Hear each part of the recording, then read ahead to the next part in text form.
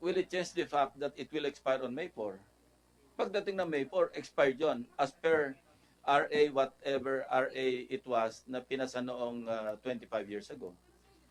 Legislative franchise expires on May 4. So, maski 1,000 joint resolutions na walang effect and force of law, ang ipadala naman sa NTC, anong gagawin ng NTC after May 4? Ewan ko. Pero, simple lang naman yung interpretation eh. Nag-expire yung lisensya mo. Pwede bang sabihin namin ng Senate sa LTO, uy, extend mo nga yan. We need the Supreme Court to interpret. Kasi ang final interpreter ng provision ng Constitution, Supreme Court. The Senate, being a lawmaking body, cannot interpret. We just amend or we just craft laws, legislation. Yung executive, sila yung nag-execute. So once the Supreme Court rules, yun na yung interpretation and that becomes part of the law of the land. Just like in the case of itong sa ABS-CBN, kasi may mga controversies about kailan ba talaga mag-expire, pwede ba yung provisional permit, maraming interpretations. But there are, may mga existing jurisprudence na rito. Yung latest yata, yung 2003, yung penned by ex-Chief Justice Puno, di ba? And he very clearly discussed the ruling do sa decision na yon. Now, without a legislative franchise, yung NTC cannot issue a provisional permit. So, I don't know where the House of Representatives, the leadership at least, is coming from when they wrote NTC to issue a provisional permit. Because klaro naman sa batas na ang magti-trigger, kasi ang legislation na sa amin wala sa NTC. Ang NTC is a regulatory body. Sila yung mag-i-implement. But klaro naman talaga doon sa jurisprudence, which is now part of the law of the land, na without a legislative franchise, meaning batas, hindi mag-i-issue ng provisional permit ang NTC. So kung mag-expire yung franchise ng ABS-CBN on May 4, kasi hindi naman ito yung date of the passage ng batas, kundi 15 days after publication. So malino, kaya May 4 yung computation ni DOJ Secretary. So whether kung walang intervention na mangyari at walang franchise na ma-issue, legislative franchise, mag-expire talaga sa May 4 yon. Kasi yun ang 15 days after publication noong 25 years ago. So, I don't know, paano gagawin kasi pinasa nila yung bola yata sa Kongreso, di ba? Sabi niya, we need a resolution. A resolution does not have the force and effect of a law. Even yung joint resolution, because of ang nurse party list, yung decision ng Supreme Court, very recently, wala na rin we cannot amend a law by or through a joint resolution of both houses. So iba na yung labanan. Kailangan talaga mag-file ng bill. May mga bills na, i-hear yung bill, i-pass on third reading, mag-BICAM, if there's a need for a BICAM, and then enroll it papunta sa Office of the President. So, sir, hindi kailangan yung joint resolution at saka yung concurrent resolution? Ang concurrent resolution, if at all, is a sense of the Senate.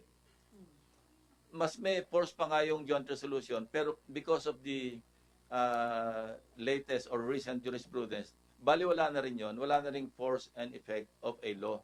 So whether it's a concurrent resolution or a joint resolution, hindi ito pwedeng gamitin ng NTC para mag-issue ng provisional permit. Because yung provisional permit comes after a legislative franchise is issued to the corporation. Marlon. Well, kasi siguro may mga administrative requirements pa. 'Di ba? Kasi binigyan namin ng batas, So hindi maka-issue ng permit kagad yung NTC. I'm just guessing na siguro may mga administrative requirements. Pag na-fulfill 'yon, saka magkakaroon ng talagang franchise kasi ang franchise it entails the granting of or the use of frequency, 'di ba? Radio frequency or frequency frequency. Kasi nasa NTC yan eh. Sila yung nagpo-possess nun eh. So on May 4, pag walang nangyaring ibang yung intervention na talagang nag-expire, yung frequency ng ABS-CBN, babawiin na yun ng NTC.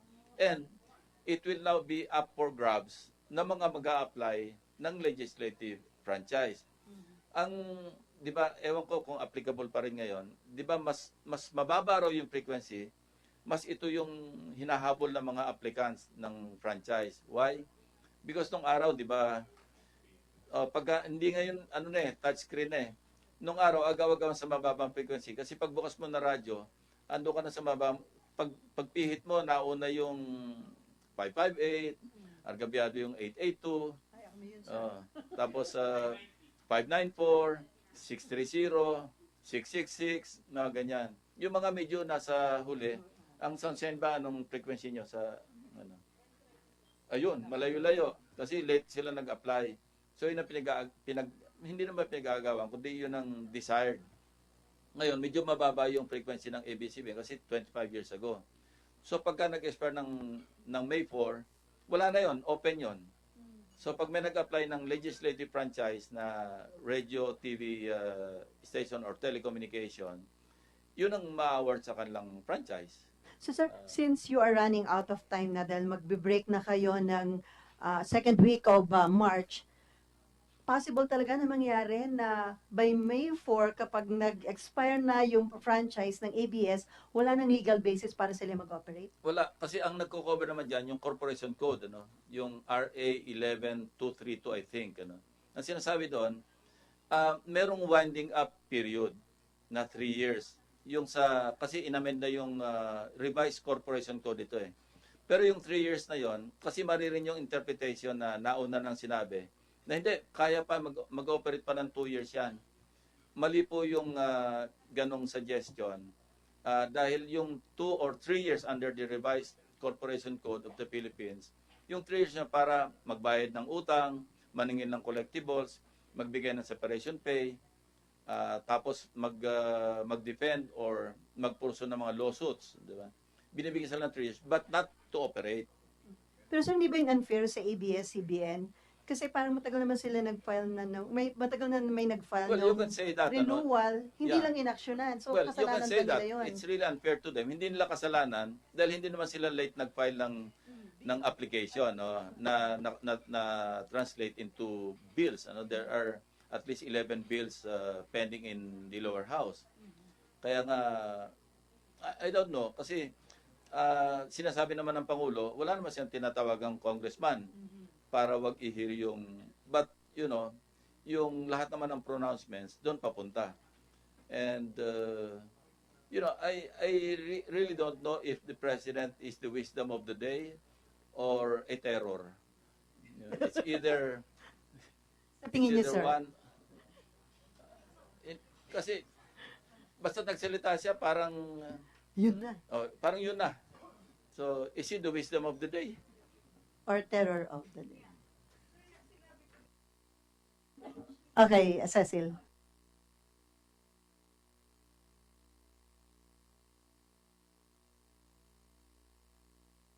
Sila dapat nag-uusap. No? Second guess eh. Kasi, Pero magandang development sa may yun. propensity naman, without casting any ang presidente kasi nagsalita ngayon, hindi mo rin alam kung bukas yung pa rin yun eh.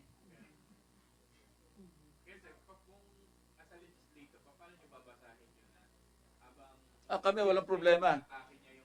Walang problema sa Senate. We act more independently than the House. Whether they admit it or not, that's a reality. And that's a reality that we have to live with.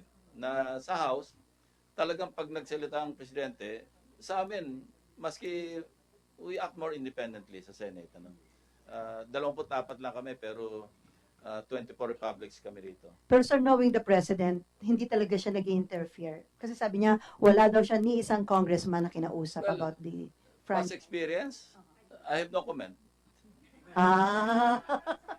What does it mean, sir? Makon?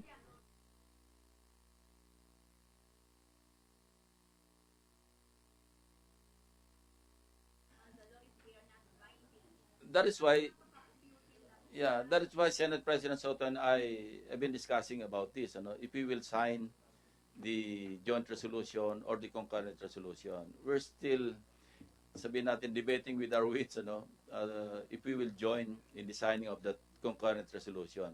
Because if it is a useless piece of paper and wala namang effect ng batas, at saka alam naman natin, alam namin, based on our discussion or inquiries with lawyers knowledgeable sa franchise, alam naman namin na baliwala yon. Hindi naman magagamit ng NTC yung joint resolution or concurrent resolution to issue that provisional permit. So, magmumukha lang kaming parang, di ba? Parang nakakatawa naman na gagawa kami ng isang resolution na alam naming maski halimbawang gawin pa ng NTC mag-issue ng provisional permit, illegal din yun. Pwede ma-question sa Supreme Court, madadamay pa kami.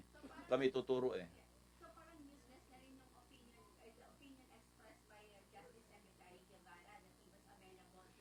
Ang sinasabi doon yung parang yung sa equity, di ba?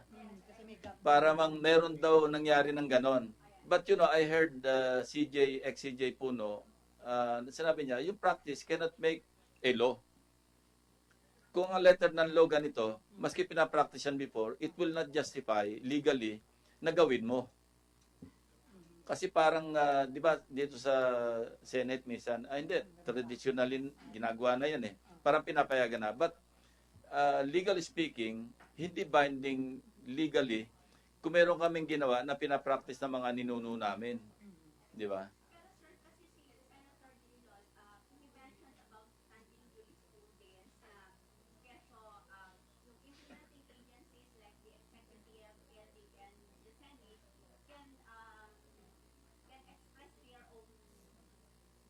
Yeah, we can always express the sense of the Senate. But how effective legally would that be? That's another question.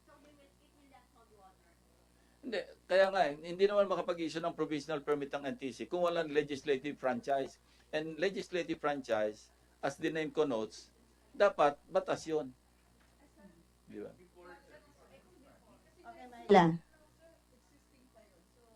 Yung hindi, existing, pero mag-expire nga sa May 4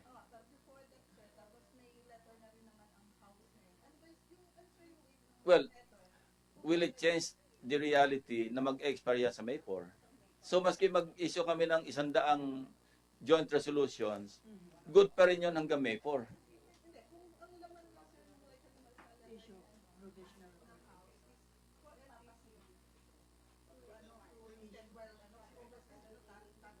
Will it change the fact that it will expire on May 4?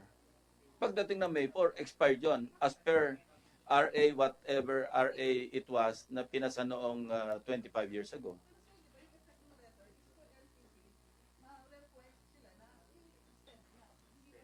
Well, how do you extend without issuing a provisional permit? The provisional permit or the legislative franchise expires on May 4. So, maski 1,000 joint resolutions na walang effect and force of law, ang ipadala naman sa NTC, anong gagawin ng NTC after May 4? Expired pa rin yun.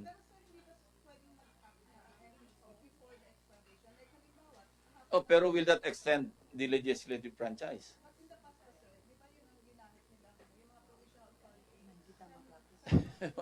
Ewan ko. Pero simple lang naman yung interpretation Nag-expire yung lisensya mo. Pwede bang sabihin namin ng Senate sa LTO, oy, extend mo nga yan without applying? Sir, is that going to be, sir, so basically, the Senate, you're saying the Senate is asking NTC to do something illegal? Ganon ang implication. Kaya nga meron kaming reservation ni Senate President kung magjo-join pa kami sa pagpirma ng concurrent resolution or joint resolution. Wag na yung concurrent resolution. Kasi maski si Senator Drilon, sinabi naman niya na sense of the Senate lang yon. Yung joint resolution, hindi rin po pwede kasi nga merong ang nurse party list ruling na hindi na nakaka-amend yung joint resolution ng batas. So saan tayo pupunta? Magpapasa tayo ng batas. So sa pwedeng remedy yung isinabmit ni Senator Bong Revilla na extend hanggang December 30 ang validity ng Well, franchise? gawin namin batas. So pwedeng remedy yun while hindi pa na-approve Eh, di, yung franchise. Bakit ka pa magpapasa ng batas na 2 years or 8 years? Pwede naman 25 years. Pareho rin yung proseso eh. Sir, ang hinahabol nga yung bago ho mag-expire sa May 4. Bakit pa natin habulin yung bago mag-expire? Magpasa na tayo ng batas ng 25 years. Ganun din ang proseso. Magdidebate rin kami. May first reading, may second reading, may third reading, may bycam. Ba't pa kami magpapasa? Namumula tuloy ako eh. Sir, kasi hindi uma-action ang House. Dapat mag-emanate sa House. Hindi nga, kaya nga dapat mag-emanate sa House. Ngayon, yeah.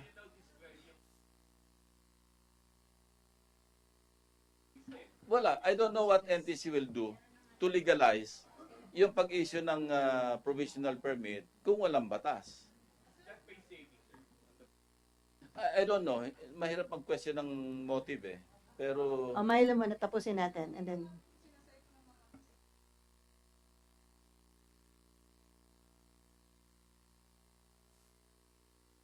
Well, ito na nga yung sinasabi na yung sa equity. Kasi kung na-practice before, it will not legalize kung wala sa batas. Yun ang sinasabi ni Chief Justice Puno, di ba? Yung practice does not make it legal. Yung practice in the past.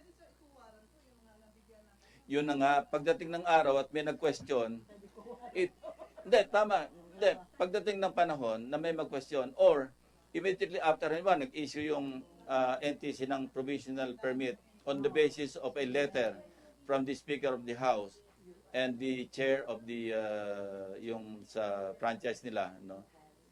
May mag-question, Supreme Court pa rin yung mag-interpret na illegal yung ginawa ng NTC. Sir, yung NTC rin admitted na hindi sila nag-i-issue ng provisional permit, pinapabayaan lang nila. na mag-extend. Well, it's up to them.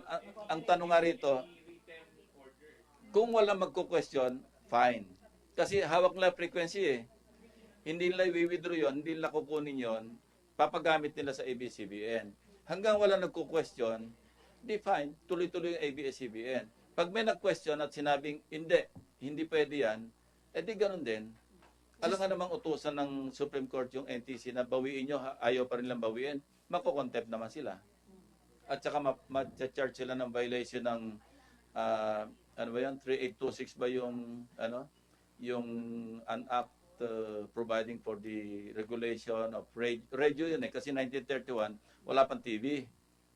But sa ruling din ng Supreme Court, doon sa 2003 ruling, sinabi na, kung maski hindi na mention doon sa 1931 Republic Act 3826, yung TV, hindi ibig sabihin, hindi kasama yung TV. Yun ang ruling eh. I read the ruling, kasi alam ko tatanungin nyo, nagbasa muna ako bago bumaba dito.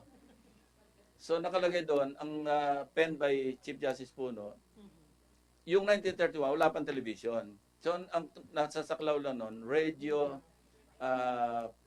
and radio telecommunications. Dalawa eh, radio communications saka yung radio stations. Walang mention ng TV. Pero sa ruling, nakalagay doon, hindi porkit hindi binanggit yung TV, hindi covered yung TV. So yung RA 3826 applies to television stations. So it means maraming inalaw na maling practice before, sir, na kung hindi pa na-approve yung franchise nila, inaalaw na makapag-operate pa rin. Oh, yun din ang sinabi ni Chief Justice, di ba? Mhm. Sabi niya, yung practice does not legally, does not justify legally yung ginagawa na legal na. Okay, Joyce, and then Sinimfa, and then Mean, and then Ses. Okay. Sir, clarify ko lang. So,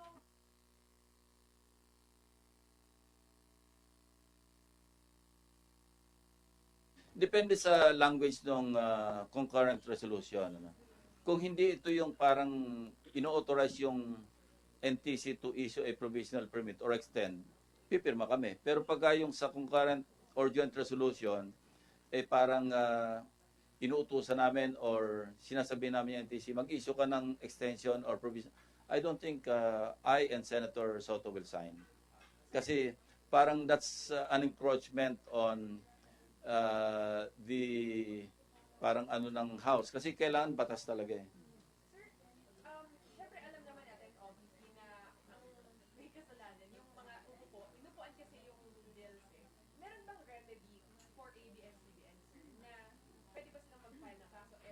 Wala.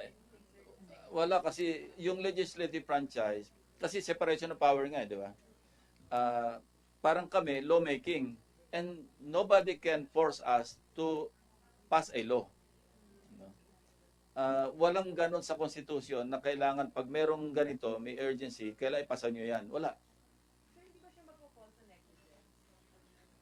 Well, sabihin na natin abdication, negligence, dereliction, pero wala naman sa konstitusyon na pwedeng isanction yung institution, which is Congress, pagka hindi nagpasa ng batas pertaining to anything, mapa-franchise man ito o kung anong klaseng batas, wala namang ganong provision sa konstitusyon. Pero kung That will intentional, compel us. sir. Yung committee chair, inuupuan niya yung isang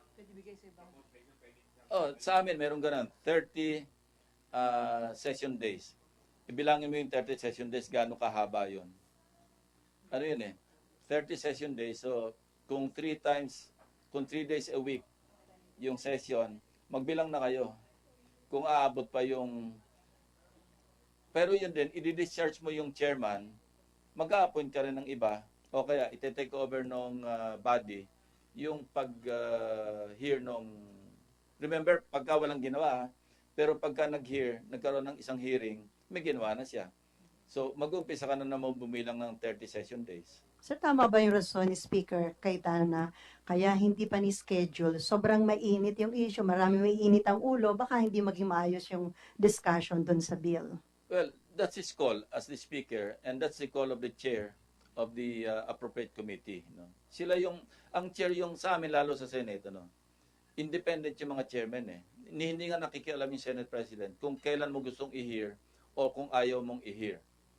Kung ayaw mong i-hear man lang at 30 session days, hindi mo man lang ginagalo isang bill referred to your committee, that's the time that the whole body in plenary will act accordingly.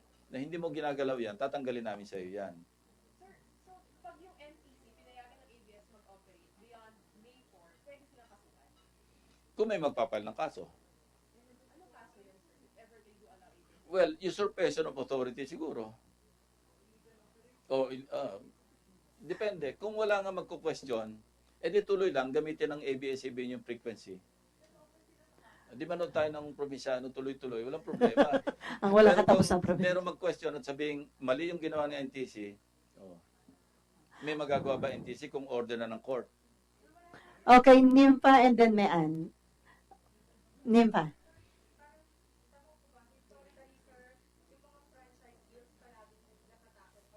Oh yeah. Oh.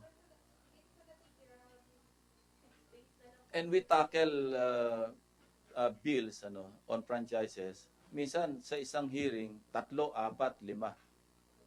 Sa floor ganun din. Pag nagdebate, 3, 4, 5 bills sabay-sabay simultaneously. Hindi ko alam. Nasadyang patapos na, sir. Yeah.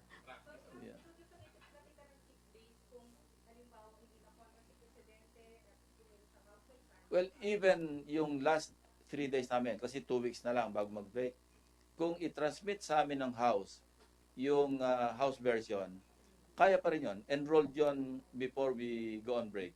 Kasi I, for one, I'll make my vote known already. I'll vote for the renewal of the franchise. Kasi there's no reason na hindi ka bumoto. Di ba? Dahil bumoboto ka naman ng mga nakaraang panahon.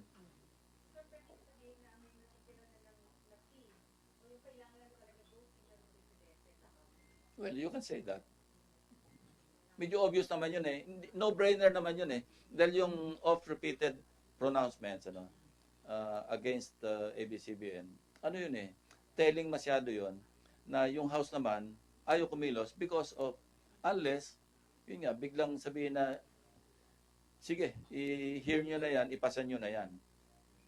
Unless sabihin ganun. That's reality, Of course, they can deny, they can disown, they can disclaim. Pero kita naman natin na parang maski, di ba yung ostrich, ibaon mo pa yung ulo mo sa buhangin, kita pa rin yung buntot mo Di ba? Mahirap itago kung masyadong obvious. Realistically, yes. Even yung last week namin, yung kasi we'll go on break on March 12, yung 9, 10, 11, Monday, Tuesday, Wednesday. Basta Monday, say March 10 or March 9. Monday, kung Monday may March 9. Kung matransmit sa amin, kaya yon. Pero sir, Simple lang naman ang franchise eh. Hindi, kung may certified na urgent, may 3-day notice, may 3-day rule, ano, na kailangan between second and third reading, may 3 days ka. Tama yun. Thank so you. kakayanin pa, sir, kung hindi naman certified as urgent, no? Hindi, kung hindi certified as urgent, kailangan next week, may transmit sa amin. Pero sir, yung pag-accept ng apology, go signal na ba yun sa House na? I don't know. Nahirap basahin ng isip ng presidente. I'm telling you. Kayo nga, nahirapan din eh. Kami pa. para nahirapan. Okay. Mean.